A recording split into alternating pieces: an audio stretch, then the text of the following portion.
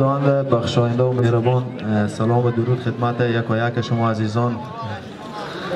در قدم اول که تبریک میگیم این پیروزی به تمام ملت افغانستان، بالخصوص ولایت عزیز ما هرات. این پیروزی بزرگ تبریک میگیم دیگه.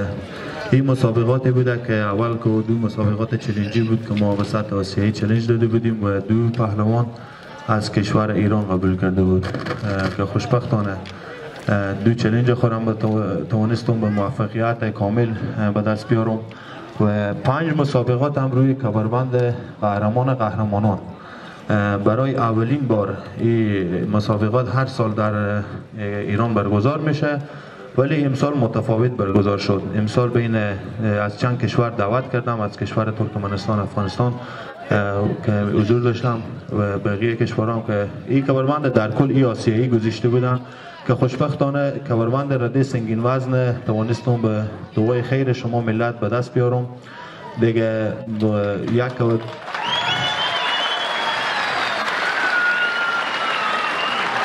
دو کمربند در دو وزن گذاشته شده بود، در وزن 90 کیلوگرم و وزن آزاد آسیایی گذاشته شده بود.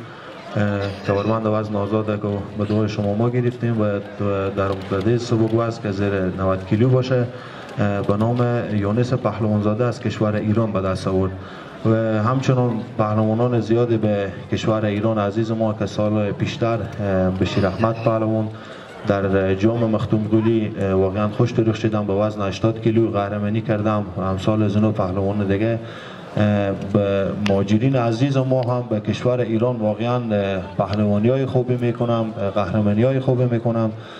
جا داره از تک تک از اونو تشکری کنم، از آقای قربان تهجیک، از آقای استاد وایزی که واقعا زیاد زحمت کشیدم و آقای دشتی که واقعا در این مسابقه زیاد زحمت کشیدم به خاطر مجوزها و خلاصه به خاطر برگزاری از این مسابقات و حتی فکر کنم به چند روز هم به خاطر از این مسابقات استاد شدم به کشور ایران که کم به تأخیر افتاد به خاطر مجوز اینا که تعطیلی داشت به کشور ایران. خلاصه یک مسابقات خیلی خوبی بود و این کمربند آسیایی به تمام ملت افغانستان تبریک میگه.